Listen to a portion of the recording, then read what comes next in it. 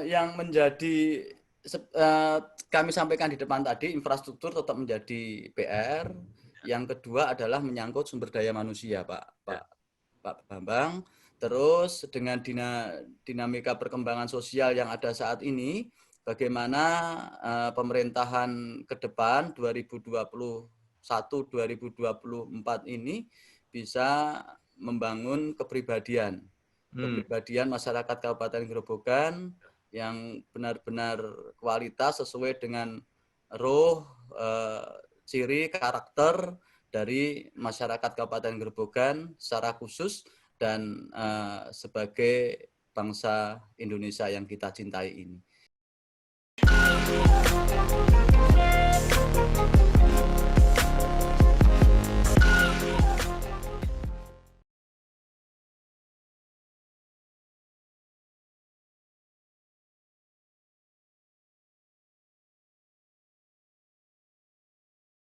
Assalamualaikum warahmatullahi wabarakatuh.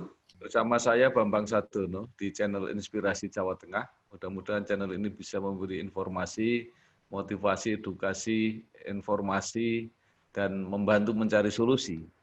Saya sudah bersama dengan Pak Agus Siswanto Esos, Ketua DPRD Kabupaten Grobogan, yang juga sekaligus Sekretaris PDIP Kabupaten Grobogan, Partai Demokrasi Indonesia Perjuangan. Apa kabar Pak Agus? Kabar baik, salam sehat Pak Bambang, semoga kita diberikan kesehatan. Amin. Pak Agus, pertama saya ingin mengucapkan selamat. Kalau nggak salah Ibu Sri Sumarni itu ketua ya, ketua PDIP Kabupaten Grobogan. Iya, benar Pak Bambang. Terpilih lagi menjadi Bupati bersama Dr. Bambang Pujianto. Ya. Dan yang hebat adalah calon tunggal, berarti tidak ada lawan. Ini PDIP terlalu kuat di Grobogan. Apa komentar Pak Agus mengenai hal ini? Ya, yang pertama pada pelaksanaan Pilkada kemarin Desember 2020, kami selaku tim sukses pemenangan Sri Bambang mengucapkan banyak terima kasih kepada masyarakat Kabupaten Grobogan yang telah mempercayakan kembali untuk Bupati Wakil Bupati kepada Ibu Sri yang saat ini didampingi oleh Bapak Dr. Bambang Pujianto. Tentunya melihat Pilkada 9 Desember 2020 kemarin membuktikan bahwa Ibu Sri Sumarni mendapatkan kepercayaan penuh baik dari partai politik yang ada di Kabupaten Grobogan bersama dengan masyarakat Kabupaten Grobogan untuk kembali memimpin Kabupaten Grobogan 2021-2024. Karena terbukti bahwa selama kepemimpinan Ibu Sri walaupun sendiri Pak Bambang 2016-2021 mampu membawa Kabupaten Grobogan dalam hal pembangunan infrastruktur maupun penataan lingkungan perkotaan yang ada di Kabupaten Grobogan sehingga mengubah wajah Kota Purwodadi sebagai sarana alat untuk menuju Grobogan selanjutnya yang lebih baik, sehingga harapan Ibu Sri yang tertuang dalam visi misi Sri Bambang ini, beliau ingin meningkatkan kualitas sumber daya, meningkatkan kesejahteraan masyarakat dengan membangun sumber daya manusia yang ada di Kabupaten Grobogan, Pak Bambang. Pak Agus, ini kan berarti karena nggak ada saingan, konsepnya bersama-sama diusung. Iya. Nanti perwujudannya di dalam praktek berpemerintahan 5 tahun ke depan kira-kira seperti apa, Pak Agus? Yang pertama yang menjadi pegangan kita menjadi harapan kita ke depan yaitu membangun komunikasi yang baik. Membangun komunikasi yang baik, sinergitas antar stakeholder yang ada di Kabupaten Grobogan, terutama dengan lintas fraksi yang ada di DPRD Kabupaten Grobogan, termasuk kepada partai-partai pendukung yang saat ini belum berkesempatan untuk mendudukkan petugas partainya yang ada di lembaga DPRD.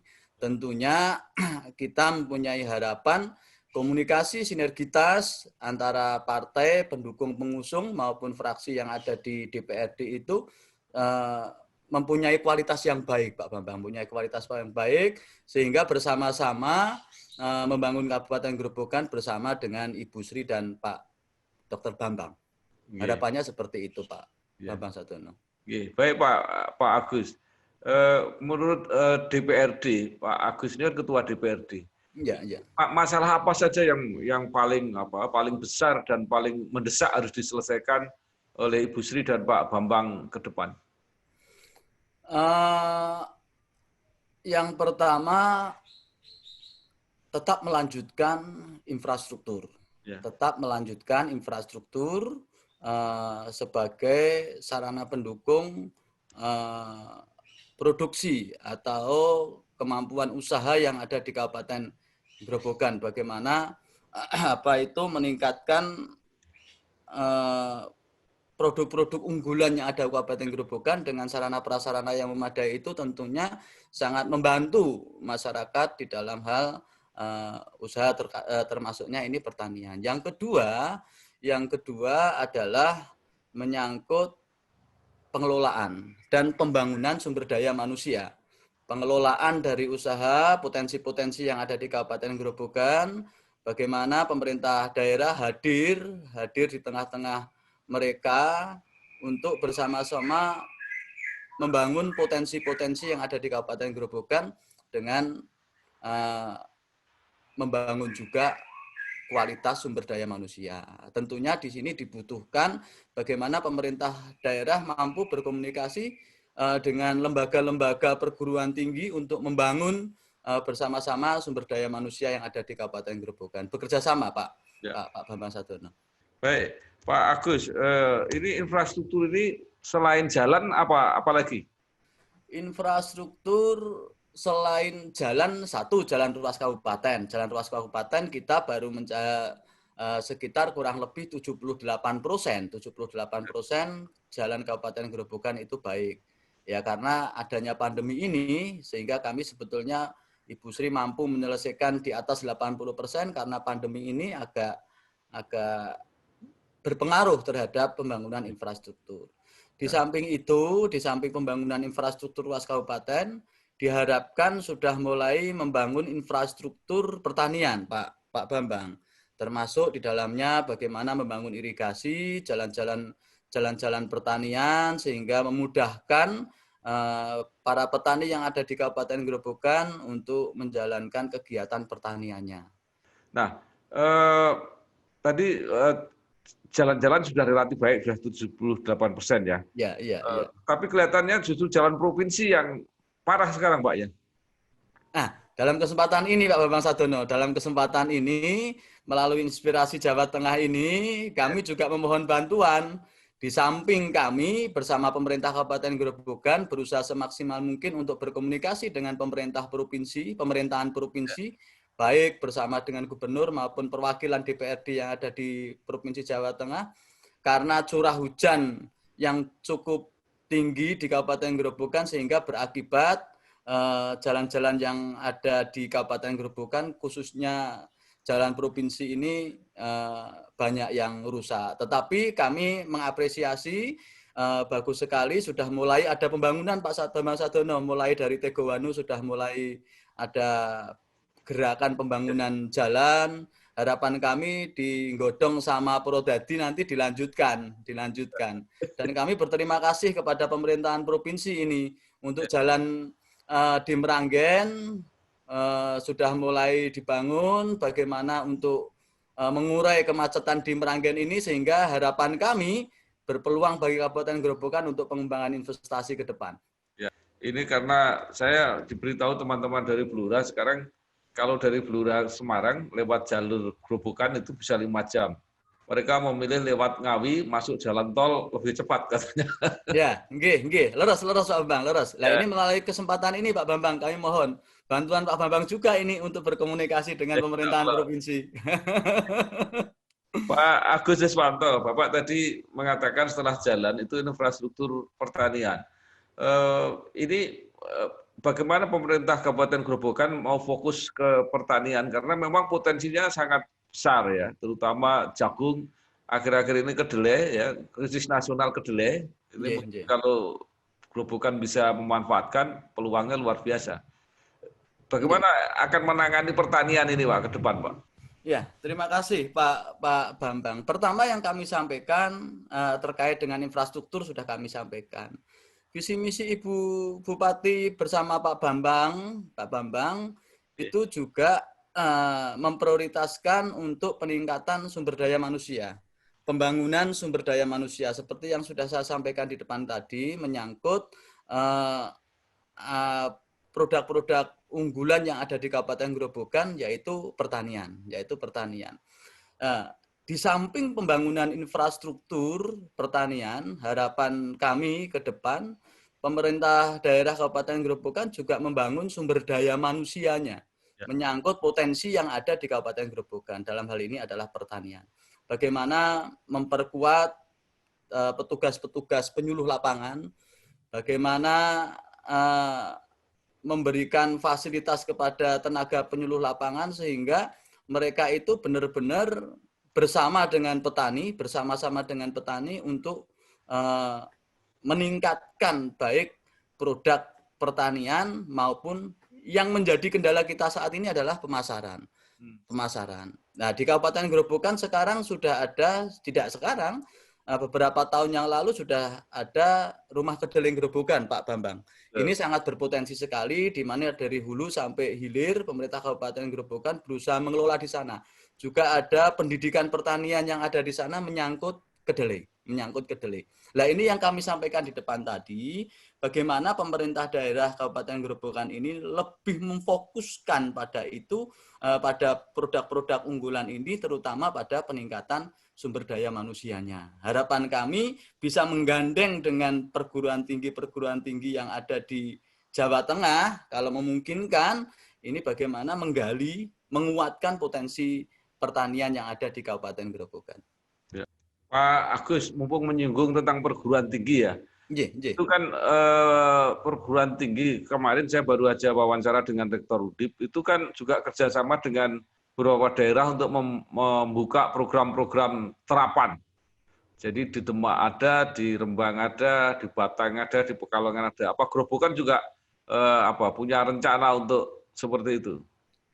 Kami komunikasikan dengan stakeholder yang ada di Kabupaten Grobogan, terutama kepada Ibu Bupati, kepada Pak Bambang, bagaimana kita bersinergitas dengan sudah mulai saatnya kita menggandeng perguruan tinggi untuk bersama-sama, karena visi misi Ibu Bupati Pak Bambang ke depan ini adalah peningkatan kualitas SDM. Tidak ada salahnya, dan menurut kami itu bagus kalau kita menggandeng perguruan tinggi yang ada di Jawa Tengah. Salah satu contohnya adalah ya bisa Undip, bisa Unisula, bisa Unika. Monggo lah universitas mana yang bisa diajak bekerja sama untuk membangun sumber daya manusia yang ada di Kabupaten Grobogan ini, Pak Bambang.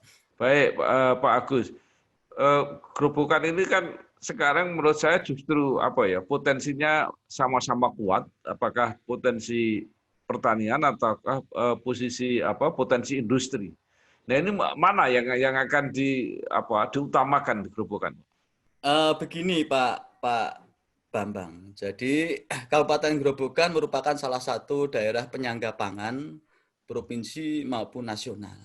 Apapun Kabupaten Grobogan tetap ingin mempertahankan bagaimana Kabupaten Grobogan ini sebagai penyangga pangan baik provinsi maupun nasional. Tetapi di sisi lain Kabupaten Grobogan juga membutuhkan investor. Ya. Nah, ini sehingga bagaimana kepandaian kita, kecerdasan kita mengelola tata ruang yang ada di Kabupaten Grobogan ini. Mengelola tata ruang yang ada di Kabupaten Grobogan ini, di samping kita mempertahankan ketahanan sebagai penyangga pangan baik provinsi maupun nasional, tetapi Kabupaten Grobogan juga membutuhkan investasi supaya masuk di Kabupaten Grobogan. Tentunya kami arif di dalam pembuatan penataan ruangan yang ada di Kabupaten Grobogan ini, sehingga ada keseimbangan. Kita di samping mempertahankan Kabupaten Grobogan sebagai penyangga pangan, kita juga ada peluang untuk membuka peluang investasi yang ada di Kabupaten Grobogan. Kita sediakan lahan-lahan untuk investasi, di mana yang terpenting untuk lahan lestari yang ada di Kabupaten Grobogan ini tidak terkurangi. Jadi Pak Agus, kalau bisa dipetakan gitu, kira-kira masih seberapa besar peluang investor, terutama industri ini masuk ke Grobogan? Ya, karena begini Pak Bambang, peluangnya cukup besar. Nah, di depan tadi kami sampaikan bahwa dengan dibangunnya jalan yang ada di Kecamatan Meranggen itu sangat membantu Kabupaten Grobogan. Di samping itu nanti kita lihat ruas tol yang ada di Semarang Demak, nanti kelanjutannya seperti apa, nanti jalan keluarnya keluar tol itu nanti apakah Kabupaten Grobogan juga terkena dampak dari jalan tol itu, dampak dalam artian dampak positif untuk pengembangan investasi yang ada di Kabupaten Grobogan. Peluangnya cukup besar, terutama di daerah timur, Pak Bambang. Di daerah timur, mulai Ngaringan, Wirosari sudah arah ke sana. Nah, lihat peluangnya nggak hanya dilihat dari investor yang mau masuk, tetapi kesiapan daerah menyediakan lahan itu memang kemungkinan masih besar, Pak Agus ya. Masih besar, Pak Bambang. Nah, setiap kali kita bicara dengan para pengusaha, mereka selalu menanyakan apakah masih ada lahan untuk industri-industri itu masuk gitu ya. Jadi Grobogan masih siap menunggu ya atau menampung gitu ya. Nah, betul. Tetapi gini Pak Bambang, teman-teman pengusaha itu kan kepenginnya itu kan jalur gubuk, godong, kan pengennya jalur di situ. Nah, di situ titik-titik itu sebagian besar memang merupakan lahan lestari bagi pertanian yang tidak bisa diganggu gugat. Tentunya kalau memang untuk kepentingan negara itu baru bisa dipergunakan. Nah, ini makanya kita untuk lahan-lahan investasi ini kita arahkan ke sektor timur, yaitu Wirosari, Ngaringan, sampai ke arah Blora sana. Jadi mereka memang persoalannya kan milih daerah itu sebenarnya tidak dari pertimbangan apa-apa. Itu hanya dari segi transportasi sebenarnya. Betul. Ya, jadi kalau nanti di tempat yang ditawarkan itu transportasinya memang bisa diatur lebih mudah, lebih efisien, saya kira nggak ada masalah gitu. Iya, benar Pak Bambang. Nah, ini kami sendiri kan melihat perkembangan bagaimana pembangunan jalan tol Semarang-Surabaya ini berdampak bagi Grobogan, menyangkut dengan teman-teman pengusaha untuk berinvestasi di Kabupaten Grobogan dengan alokasi lahan yang kita sediakan di daerah timur Kabupaten Grobogan ini. Oke, Pak Gus. Lalu apalagi Pak Gus yang kira-kira menjadi PR untuk Pak Bupati dengan Pak Wakil Bupati ini kira-kira? Yang menjadi kami sampaikan di depan tadi, infrastruktur tetap menjadi PR. Yang kedua adalah menyangkut sumber daya manusia, Pak Bambang. Terus dengan dinamika perkembangan sosial yang ada saat ini, bagaimana pemerintahan ke depan 2021-2024 ini bisa membangun kepribadian masyarakat Kabupaten Grobogan yang benar-benar kualitas sesuai dengan ciri karakter dari masyarakat Kabupaten Grobogan secara khusus dan sebagai bangsa Indonesia yang kita cintai ini. Ya. Jadi di samping infrastruktur, produk unggulan pertanian sama sumber daya manusia. Kemarin saya wawancara ya dengan salah seorang anggota DPRD Grobogan lah, mengatakan bahwa sebenarnya potensi wisata di Grobogan itu juga ada. Dan saya pernah melihat juga di satu desa ada peninggalan fosil-fosil kuno kalau nggak salah, itu lupa saya di desa mana itu. Itu seperti apa potensi wisata di Grobogan, Pak? Kalau kami melihatnya sebagai potensi wisata religius. Jadi ada Ki Ageng Selo, ada Joko Tarub, ada seperti yang Pak Bambang sampaikan tadi, yaitu di Kecamatan Gabus, Medang Kamulan atau itu peninggalan kerajaan Hindu kalau tidak salah. Nah, harapan kami benar memang pariwisata di Kabupaten Grobogan itu menjadi salah satu potensi selain pertanian. Ke depan Kabupaten Grobogan melalui Dispora Budpar harus bersinergis dengan pemerintahan provinsi, di mana Kabupaten Grobogan bisa membuat paket wisata, Pak Bambang.